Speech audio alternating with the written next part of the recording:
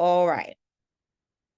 Last week I popped these in here because I think that this is a very good analogy of, if anybody comes into your classroom and looks at the magic that's happening to the students working, so much thought and work went into the preparation of what you see when you enter a classroom. We do so much behind the scenes, under the water, in preparation. It's not all about just what we do in the classroom. There's so much before, getting to know our students, sort of assessing their skill level, their proficiencies in different areas, their interests, and taking all of that into consideration and formulating a lesson that has supports to help differences amongst your students, everyone get a pathway to success. So within domain 3, and we've already done communication, and we're just going to review the ones all in domain 3. Because it is my hope that whenever we're done with domain 3, you guys are so fluid and comfortable that you're like, yes, competency 7, that's communication. Competency 8, that's engaging instruction. 9, technology. 10, assessment. And you know them so well that you're able to go in there and sort of spank the exam as Miss Alvarez did with her 257. So. Communication, that's you utilizing communication strategies in all of the various teaching and learning opportunities. The skilled questioning, you explaining things in an articulate way, using examples, using visuals, breaking down complex tasks within the direction. She's just gonna have to send it to me.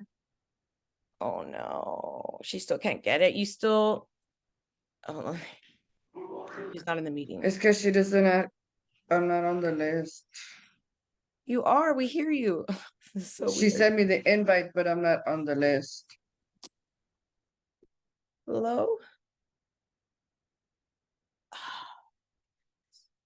Well, that's unfortunate. Maybe she'll pop back in again. Alrighty. Effective verbal and nonverbals. Really important for us to remember our nonverbals and to be mindful of those and to actually utilize them in a way that's important, especially for our ELL students, utilizing our nonverbals to be helpful with our communication and the students. We're going to just go through here. People remember how you make them feel above all. And that's what the students will remember. How you made them feel day in and day out. Engaging instruction, competency 8. Teacher providing instruction that actively engages, meaning that it hooks the students. They want to do it. I'm in it and I'm excited about it. And believe it or not, there are research proven strategies to help increase student engagement. Promoting the engagement by framing the lesson and making it intelligible, right? Giving them background knowledge, making sure that the lesson is relevant and meaningful. If it's not relevant to them, it's like, what does this have to do with me? Your brain rationalizes for you. What does this have to do with me? And the more you make it relevant and meaningful, the more likely the students will engage. Their brains will engage. It's natural. If this has to do with me, or I understand how this is relevant, the brain turns on in a way that it turns off if it's not relevant. Igniting, activating, solidifying prior knowledge and student experience. If you know that a student has some sort of experience with what you're going to be talking about, or they have experience, make those connections so they can have that stronger background knowledge to lasso in the new content. Monitoring instructional effectiveness. In order to be engaging all the time, you have to monitor it. There's no way that you cannot monitor the way that you design instructions, implement those lessons if you're not continuously, actively monitoring. And that means you're trying to see, are the students getting it with what I'm doing? Is this working? By assessing them? Is this working for all students? It's not okay if it just works for like 70% of them. We need everyone. And that's where differentiation and really supporting scaffolding for our students so that everybody has a pathway to success. And only then, only when everyone has a pathway to success is your instruction at the height of effectiveness. So we want to activate internal motivation via student interest and choice. Give the students a choice. Give them a choice whenever possible. And that doesn't mean where you say like, oh, we're going to do a research project, choose whatever you want to do. No, it means that you might come up with a list of choices, and from that list they choose. Even that type of choice, which is more structured and limited, is still a choice out of a whole list. There's a lot of people I might not want to do, and I get to choose. Having that internal buy-in where I chose this for myself off of the list gets the students internally motivated in a way where if I assigned it to them, they're less likely to engage. Utilizing the things that they're interested in, giving them choices for the ways to be assessed, giving them choices for the ways to show you what they know. Choices, because we have growing human beings who are, barely getting comfortable with their autonomy, their sense of self. And so we are to provide opportunities for them to use their autonomy and grow in that way. That autonomy, that choosing for themselves, I'm telling you, ignites cognitively in their brain, and they are more engaged with the work and the lesson. So sorry guys, the ELPS, the last thing, ELPS. English language proficiency standards. So incredibly important. For us to be supporting our students linguistically. And linguistically means language, right? Linguistics is language. So supporting our students that are English language learners, meaning that we're providing them all of the supports and scaffolds necessary for them to engage in the instruction. Because think about it, guys. You have a class of 30 kids. You're going to do engaging instruction that's meaningful, learn who they are. If you're not providing those ELL supports and you have any English language learners, no matter how engaging you are, if you haven't provided those linguistic supports, your lesson will no longer be engaging to the ELLs. You have to provide those supports in order to make the lesson comprehensible. So last week we went through many ELL scenarios. Competency 9. The teacher incorporates the effective use of technology to plan, organize, deliver, and evaluate instruction for all students. Okay, so we use technology, and this is the competency,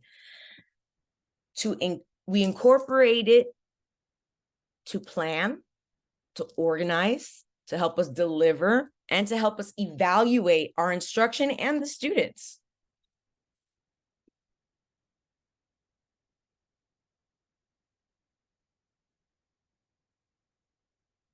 Task appropriate tools. The technology part and the questions that they'll ask you, some of them will be like sort of basic questions about hardware, software, etc., things having to do with the actual tools. But for the most part, it's going to be about you choosing appropriate technological tools to enhance instruction, to enhance implementation of instruction. So choosing tools and procedures, not just the tools, but the procedures with which our students can effectively utilize those tools. Choosing technology that allows students to synthesize knowledge, which is the highest level of critical thinking. choosing tools and procedures to create, modify solutions, and evaluate and support the work of students and individuals and in groups for problem solving and project-based learning. Oh, sorry, guys. Using your tools to enhance your participation in electronic communities as a learner, initiator, contributor in all of those faculties. Utilizing slideshows, multimedia presentations, newsletters to, again, enhance communication, increase collaboration between the people on your campus, other campuses, related to student activities, utilizing technology. Remember, the technology is supposed to enhance our ability to plan, organize, deliver, and assess. And making sure that technology is accessible to all of the students, to them all.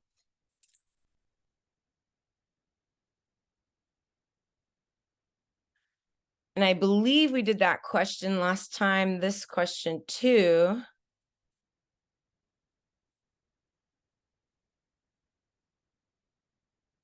I know for sure we did this one. Which of the following should teachers consider when choosing a new technological tool to use in classroom instruction? We did this one on Wednesday. Let's refresh our memory because I just reviewed it right now. What is the most important thing when you are going to choose a new technology tool to use in your classroom? Take a look at these answer choices. Let me see the chat room. Everybody there? What's most important for us? Whether the students should be able to take the technology home with them, whether technology is accessible to students with disabilities, whether the technology can be used for every future classroom activity, or whether the teacher requires, yes, instructional training before properly using technology. B. Yes, absolutely. For it to be accessible. Accessible, right? And we just reviewed that right now. Here, number 7, make sure technology is accessible to all students.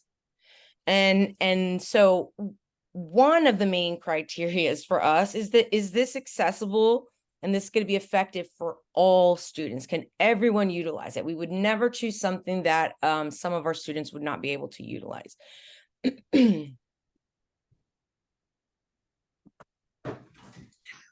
All right, I believe we did this one also. Okay. While researching the origins of a community, a student discovers a conflict when comparing data obtained from different sources. Which of the following sources is considered the most reliable? Okay, let's go back to the question. What are keywords and phrases that we need to identify here?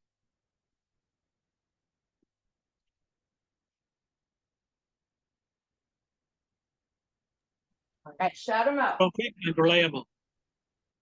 Yes.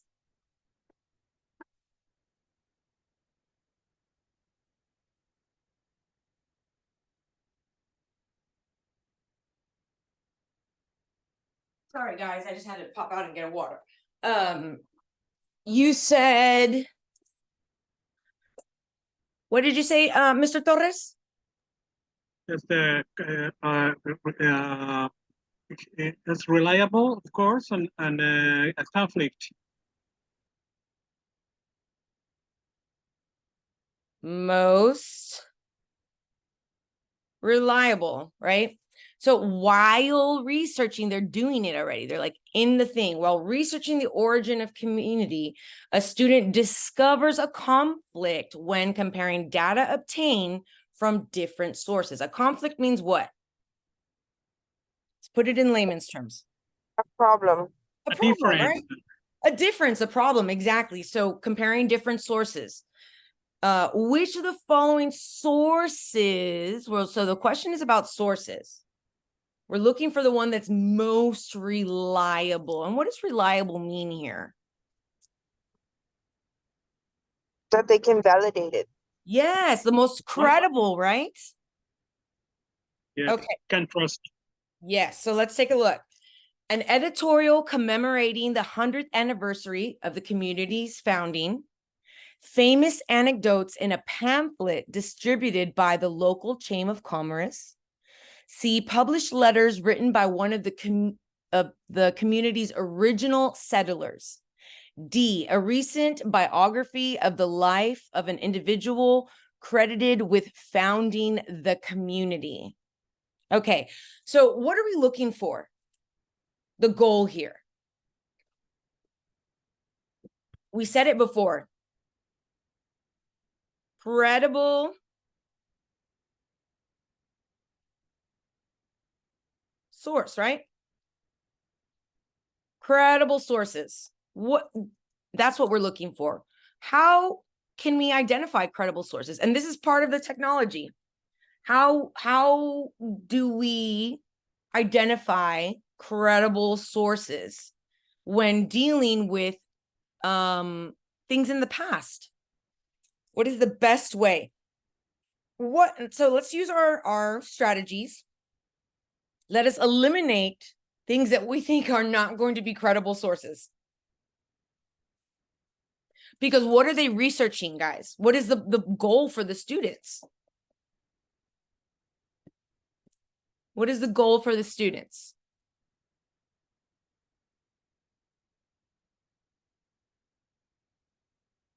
To find the most To recent find and the most updated credible. information. The origin of the community. We're looking for credible resources about the origins of the community. Which one of these sources is going to be most credible, most reliable to gain knowledge about the origins of the community? And origins means what? In layman's terms. Origins mean from the beginning of the community.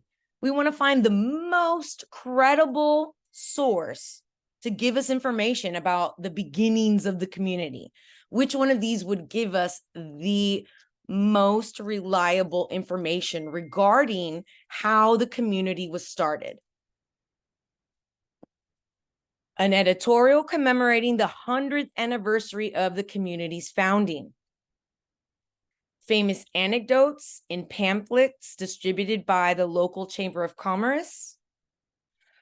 Published letters written by one of the community's original settlers.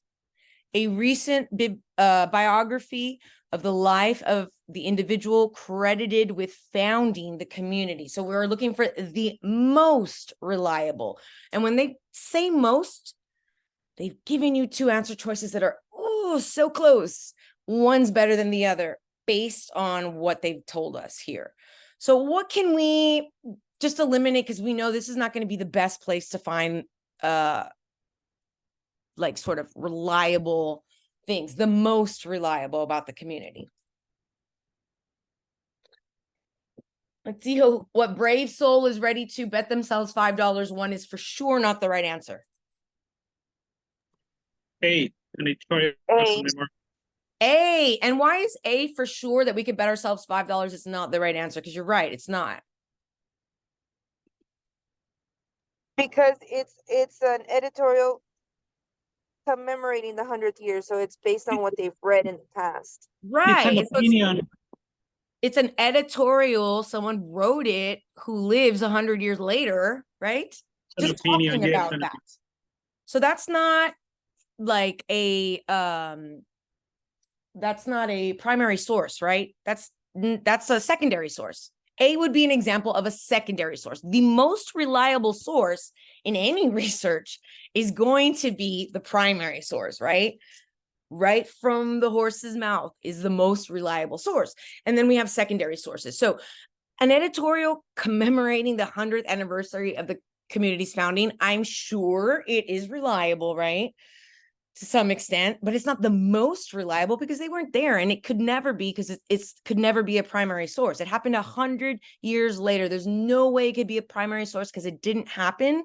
The editorial didn't come out when it happened. If it had been an editorial that came out the day something happened, which would be impossible if you're just barely beginning a community, but if it did, then that would be a primary source. So yes, we can eliminate A because it is a secondary source, and it takes place 100 years after. So that's not going to be the most reliable information about the origins. What else? B, also famous anecdotes. B, famous anecdotes. And famous anecdotes just means stories that have been told about. Stories that the narrative, stories that have been told about the beginnings of our, and famous anecdotes just distributed by the local chamber of commerce. So again, not taking place in that time period. So we know it's not a primary source. It's a secondary source because it happens in the chamber of commerce way, way, way later. So B is not the correct answer. Now we're left with, of course, the two most appropriate, and one is more appropriate, more reliable based on what we know. So we're looking for the origins of the community, and of these sources, who would be the best source? Which would be the best source to gain information about? For me, C. For me, C. That's the best. C. So C to eliminate, or C is the correct? No, Correct. C is the correct. Yes, you're absolutely right. So guys, what makes this one wrong is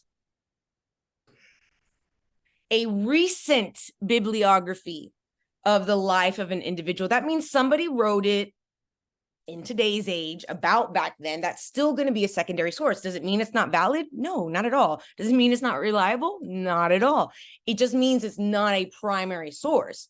The person who wrote this novel recently about the person who lived during that time is writing about another person. So it's one step removed away from the source.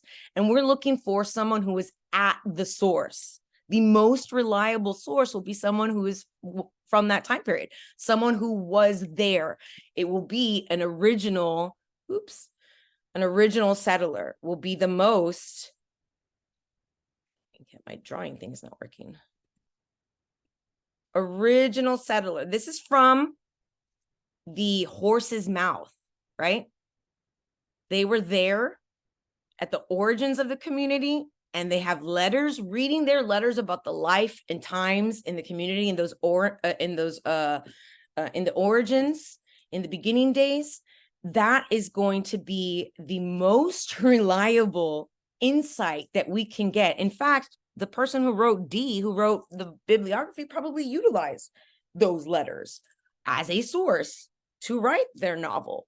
And so the most reliable source is not the biography, even though we would think so, because somebody's life written down during that time period. But if it wasn't written in that time period, then it's going to be secondary source. It's not going to be primary. This is primary because it happened. These letters came from the time period, from the horse's mouth. So C is the best and correct answer.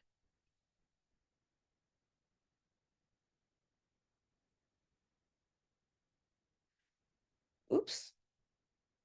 Did I mess it up? I did. Oh.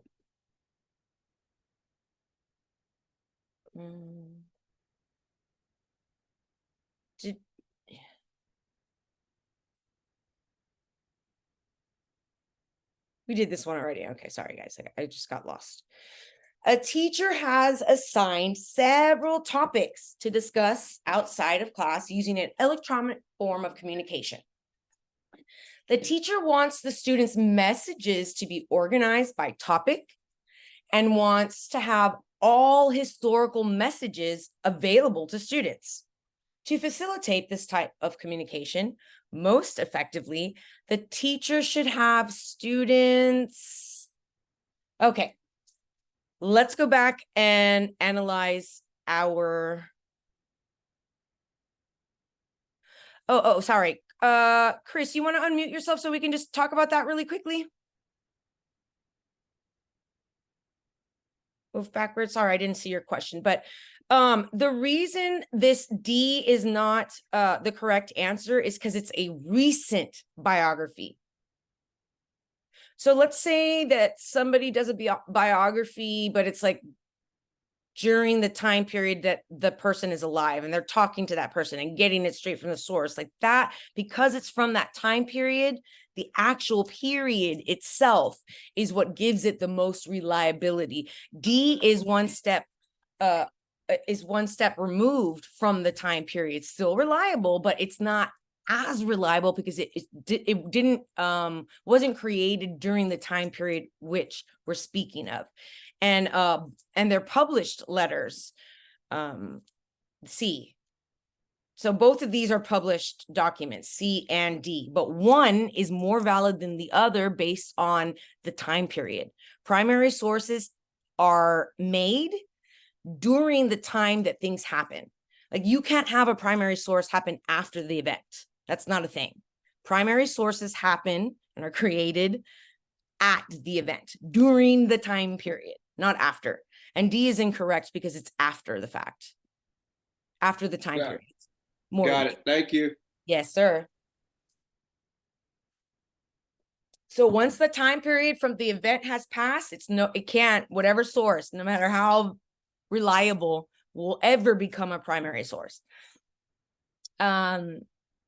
So what keywords and phrases do we have here? We have before 7th grade students begin a research project, teachers provide criteria for evaluating. Oh, wait. This is not the one we were doing, was it? The wrong way again. Here it is. What keywords and phrases?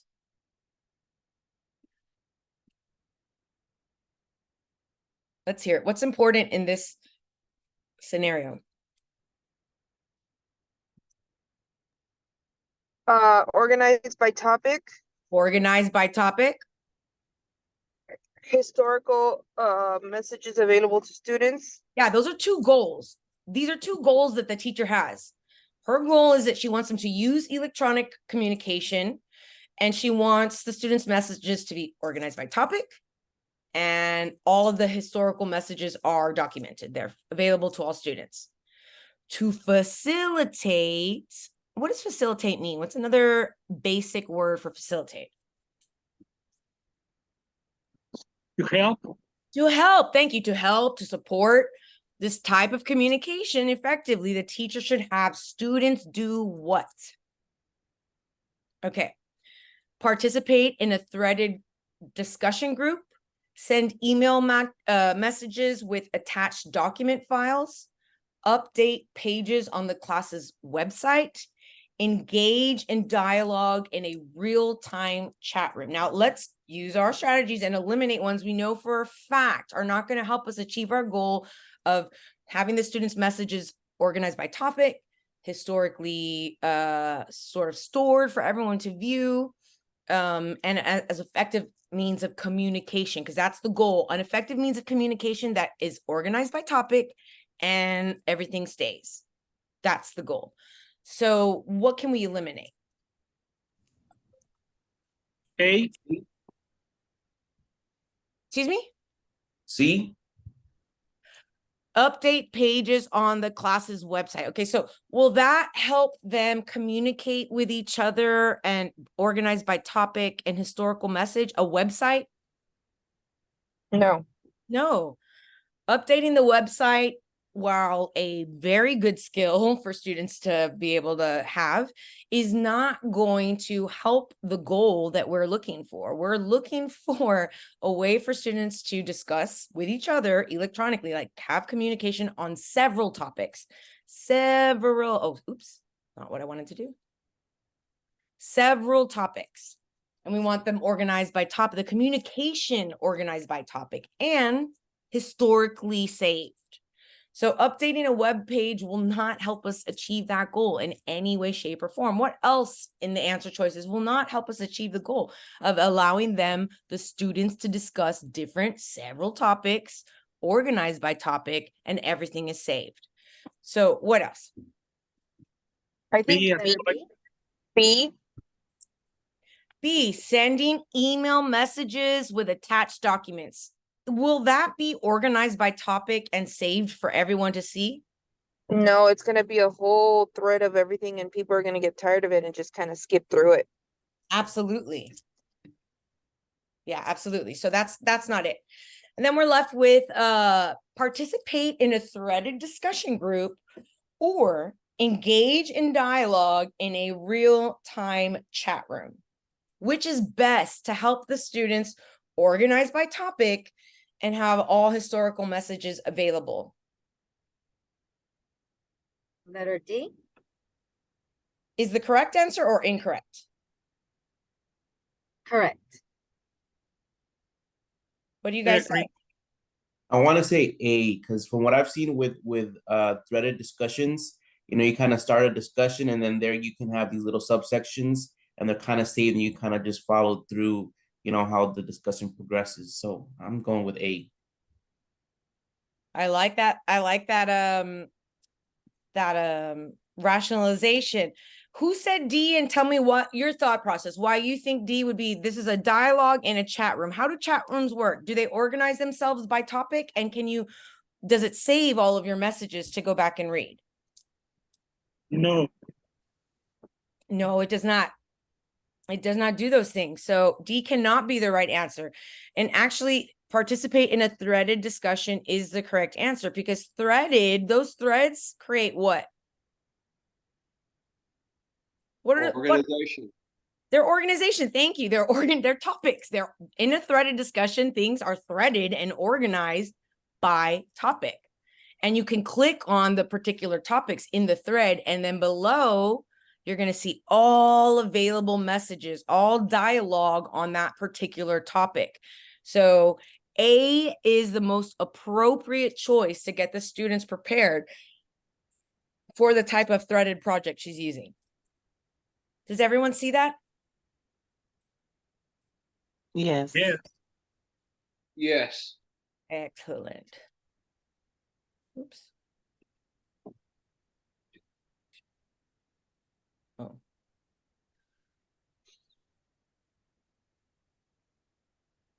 While researching the origins, wait, we did this one already. Did I go backwards? Why does it keep on happening? It's so weird. Which of the following is the best way to maintain up-to-date technology use in the classroom?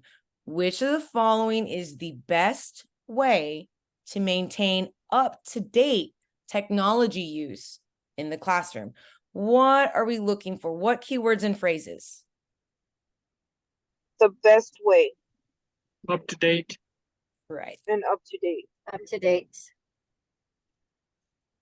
Best way, maintain up-to-date technology use in the classroom.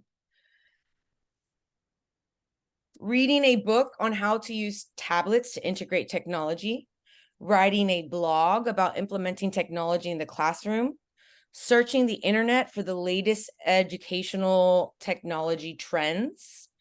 Reading the user's manual for new technology equipment on campus. So let's go ahead and use our powers of elimination and bet ourselves $5 on things that are not going to help us stay up to date. What is the best way to be knowledgeable about new technology? That is the question in layman's terms. What is the best way to be knowledgeable about new technology in the classroom? Reading a book on how to use tablets, writing a blog, searching the internet, reading the user's manual. So which of these can we eliminate and say, that's not going to help you stay up to date? That's not it. B, reading the user's manual. Yeah, reading a user's manual is not going to make you be up to date. It might make you understand the technology that you're reading the user's manual for, but it's not going to help you know other technologies. It's just going to tell you about the one that the manual was written over. So no, this is not the best way to maintain up-to-date technology information. What else can we eliminate? A, reading a book. Yeah, reading a book on how to use tablets. This is only one form of technology, and it's not necessarily new, is it? Tablets? No. No. So reading a book on how to use tablets to integrate technology is not the best way to stay up to date with technology, because it's limited. It's only about tablets. So you can only learn about what you could do with tablets, and that's not the bulk or the only thing that we mean when we say integrating technology. It's not enough just to be like, oh, they're working on tablets. So we have writing a blog or searching the internet. We eliminate B. Thank you. Why can we eliminate B so confidently and bet ourselves $5? Writing the blog. Right, because they're not learning anything. They're writing about what they're doing. They're writing already about their implementation. So this is not helping them learn new information about new technology, right? C is the only one that literally says latest educational technology trends. This is the best way. Researching the latest educational trends. A simple Google search. And we will do it right now. We're going to do a Google search and see what the best technology tools, because there are some really cool ones and ones that are utilized by districts far and wide. I think Nearpod is one of them. Are you guys familiar with Nearpod?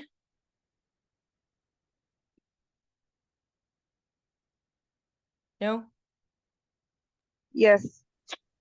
I'm gonna just really quickly, can you guys still see my screen? Yes. Is it YouTube now? Yes. Excellent. Yes.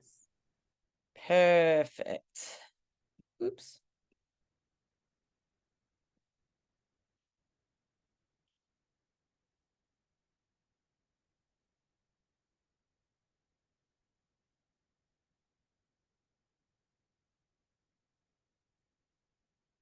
I'm going to show you the type of thing. So Nearpod is used a lot in the classroom. No, that's too long. We're going to watch this little thing. So you can And the see. results are in.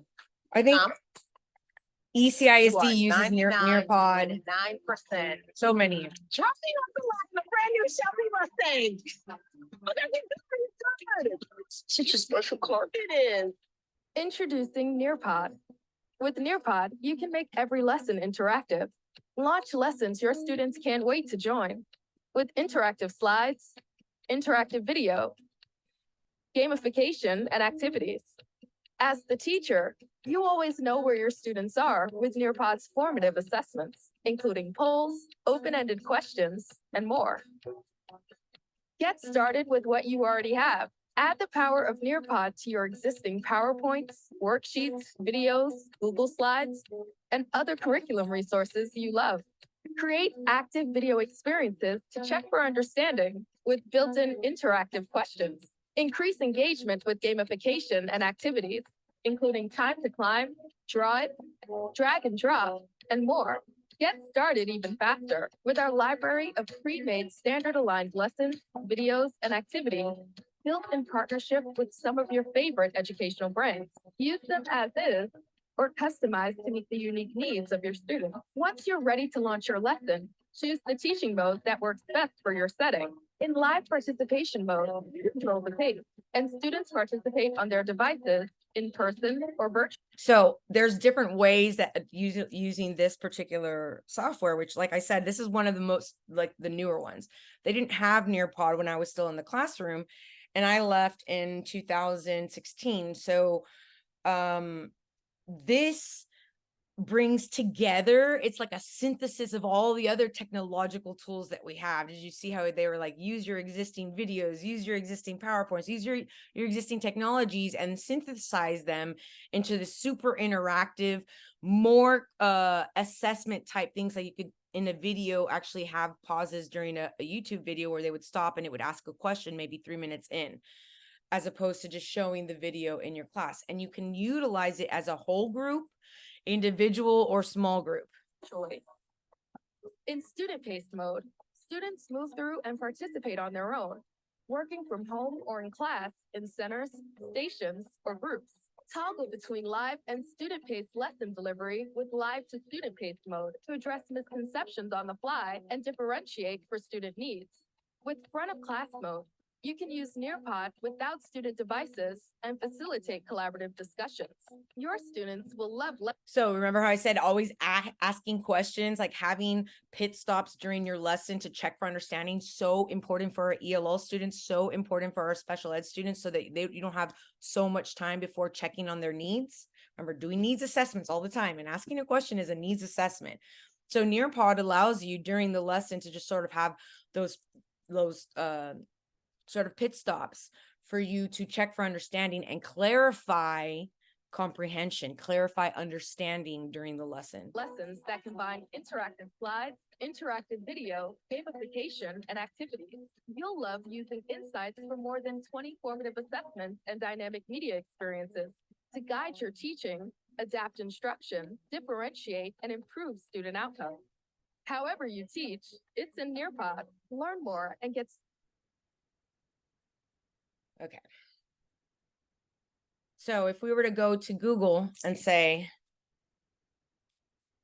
latest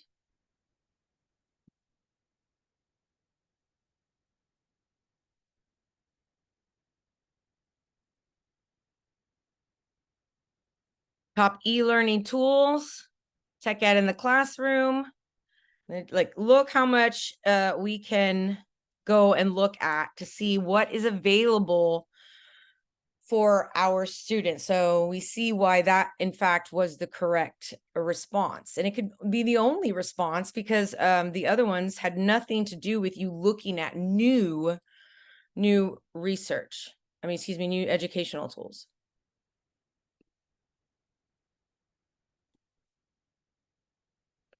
A middle school teacher has placed a document on the computer network with instructions for a social studies assignment. The assignment includes using online information, and the teacher wants to ensure that the students have quick access to useful information about the topic. The teacher's best strategy for ensuring such access would be to include which of the following with the instructions. Okay, let us look for keywords and phrases and identify what the goal is for this scenario. What keyword and phrases? Quick access to useful information. Thank you. That is the most important.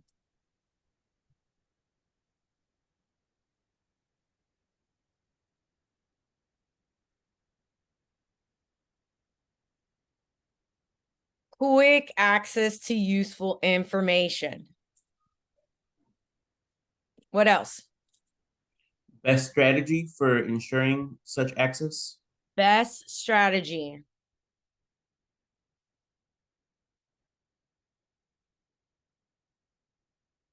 And they say best strategy, we know to be careful because they might have given us more than one appropriate strategy. And for ensuring such access, what kind of access? Quick access.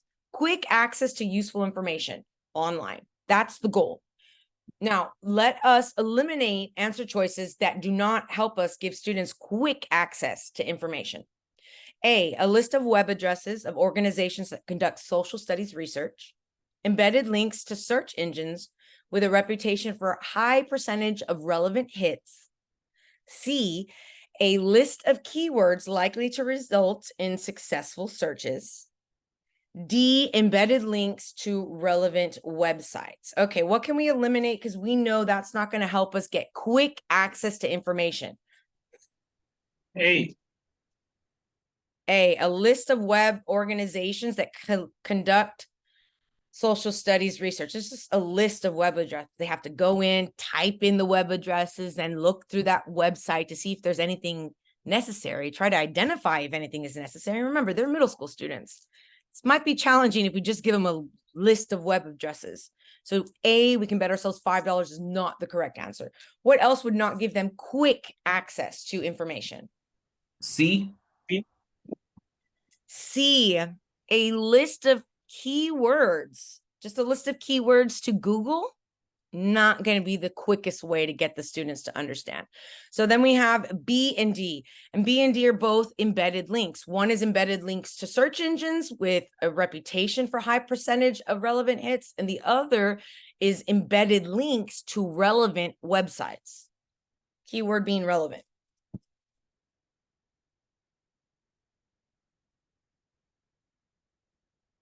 Survey says, I say D because B will be used to get to D. So D, the teacher already gives them the exact websites that she wants them to use. that is correct. In B, the students, the middle school students, would have to sort of siphon through or analyze all of the relevant hits. Now, seventh graders might not be super savvy on choosing the best sources, right, to gather their information.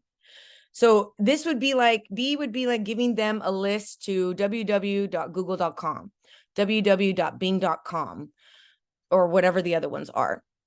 That's not going to be helpful. That is still, like you said, a step away from that. The teachers removed that step by already giving them links, like embedded links. Embedded means it's hyperlinked. You know, when you're reading something and it's underlined, the word is underlined and it's highlighted in blue, that is a hyperlink. That means that that word is connected to an article or a web page, a different source, and you can click on it and be taken to it. So embedding links within the assignment already connected to the relevant websites is going to be the fastest way for our students to access that information. Remember, we want to make it the easiest as possible for them, most effective, you know, the easiest way for them to engage. And so if we want them to engage in this assignment, we're certainly not just going to give them a list of search engines.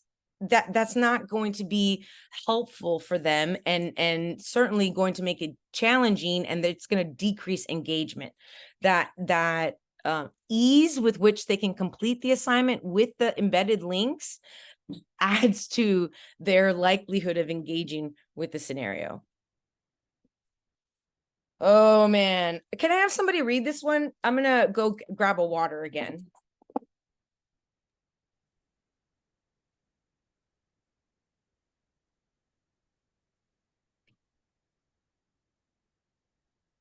Which two of the following activities are examples of using audio, video, or digital sources to solve an authentic problem? All right, thank you. You're Miss welcome. Innes. You are a teacher's teacher. Thank you for that. So what is important for us to highlight here and just to like really pay attention to? So it's wanting you to know which two. Very important, guys. Sometimes they will do this to you and they'll say which two or which three. Please make sure that you choose two and or three. Whatever they tell you, you don't just choose one. You have to make sure to remember, oh, I'm not just looking for one, I'm looking for two. So what else is important? They're wanting you to know examples of using audio, video, or digital sources. And then what's very important here is the authentic problem. Authentic problem. Yes, ma'am. All right, so let's take a look at these answer choices.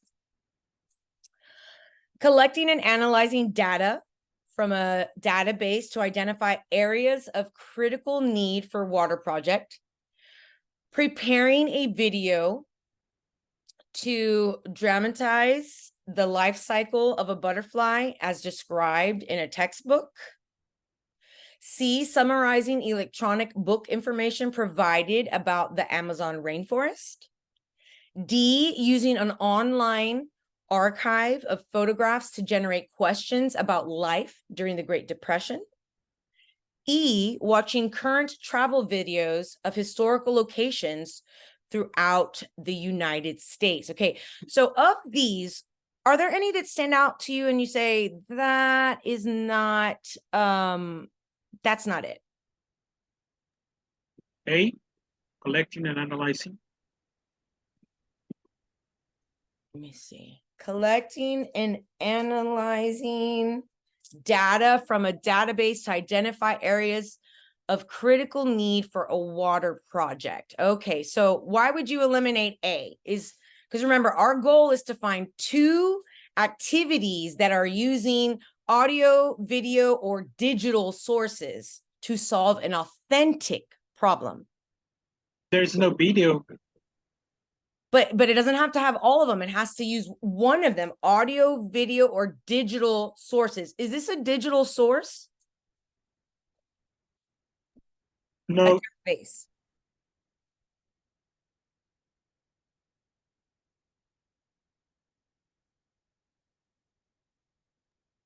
I say it is because it's data from a database. Yeah, it is a digital resource. A database is by definition a digital resource. So it does fit one of our keywords for sure, right? Digital resources. And is the critical need for a water project, is that an authentic problem? Meaning like it's a real problem, like a authentic original problem? yes. Yeah, so let's not eliminate A just yet, because remember, there are 2 correct answers in the 5. So A is still in there. What else can we eliminate where you're like, this is not helping them solve an authentic problem, and it's not audio, video, or digital? B.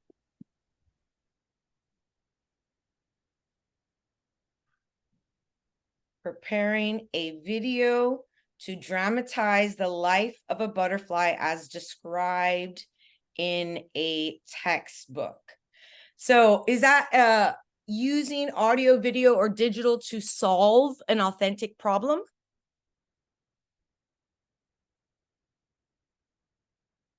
Are they solving an authentic problem when they're dramatizing the life cycle of a butterfly? No. No, they're not. So you're correct, Mr. Torres, in saying that we can absolutely eliminate B as not a viable option. So B's out. Now we're left with the next ones, and we have to see which. Remember, we're looking for 2, so we still have 2 to eliminate. What else can we eliminate? Because it's not using those things to solve an authentic problem.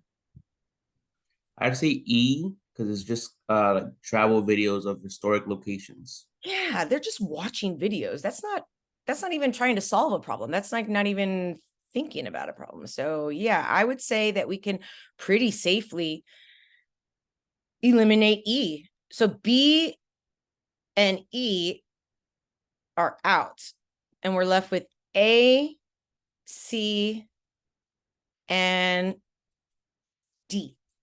I want to know, and we can only have 2, and we still have 3 left.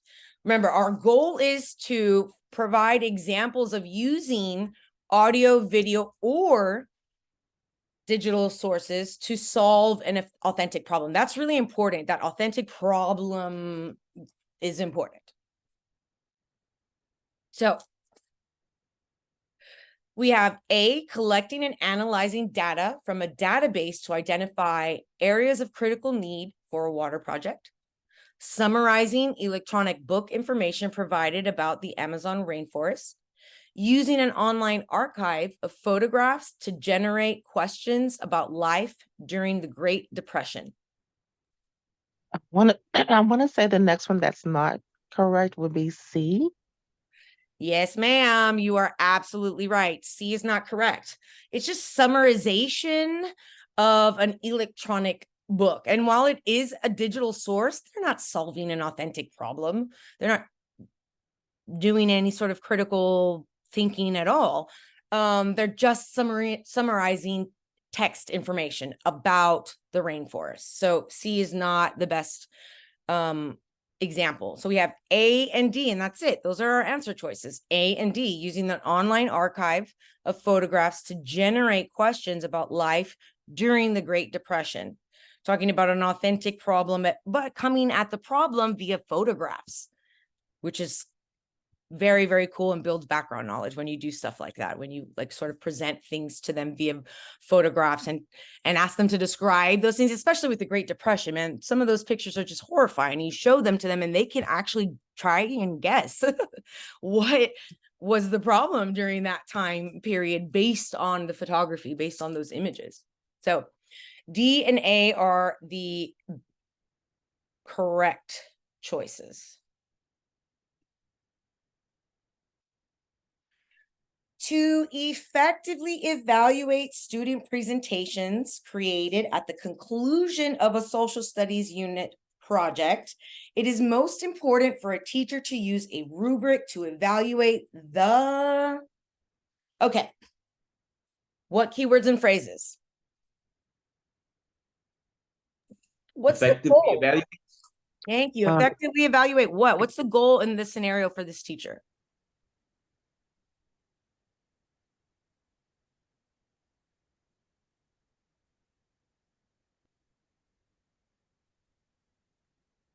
So to effectively evaluate student presentations created at the conclusion, the end of the social studies unit project, this is it is most important for a teacher to use a rubric to evaluate these. So when we are evaluating our students' work, their presentations, their technology creations at the end of an assignment, what is most important for the teacher to use a rubric to evaluate?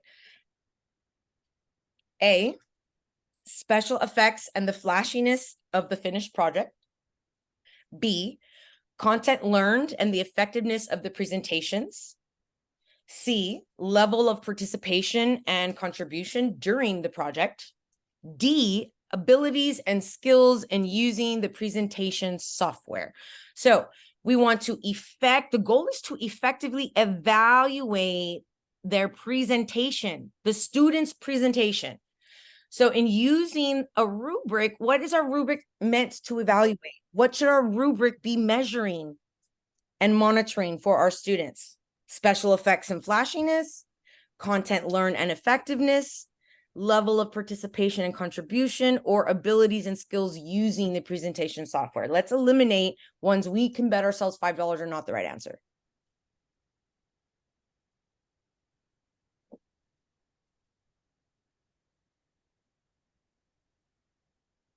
Eliminate A.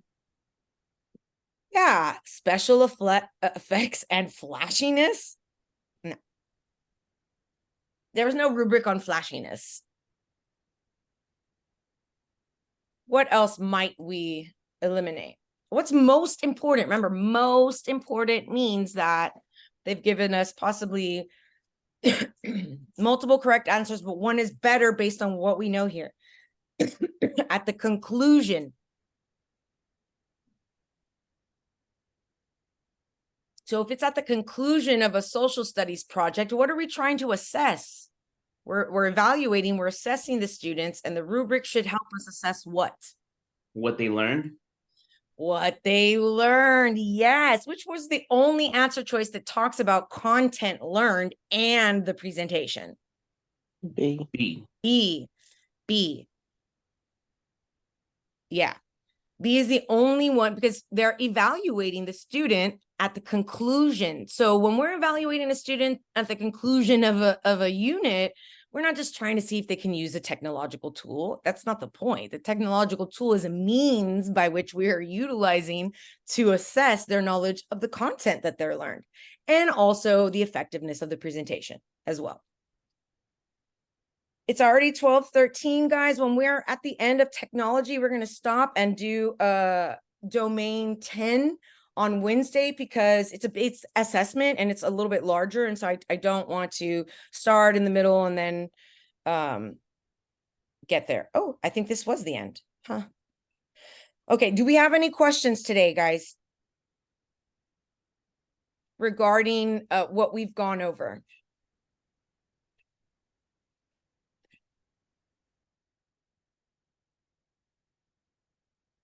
Hello, can you hear me? I think we're good. Excellent. Okay, guys, have a beautiful week. On Wednesday, we are going to be practicing domain 10, which is about engagement. And that will be the conclusion of domain 3. And we should be like phenoms at domain 3 because we went over it for weeks. And guys, remember, if you need refreshers, I am posting the videos. They should be at the end of the PPR playlist. So you're welcome to go back and sort of look those over. I super appreciate your time on a Saturday. You guys are the real MVPs of society. Teachers are, period. So I thank you for that. And I will see you on Wednesday. Thank you. Bye. Bye-bye, guys.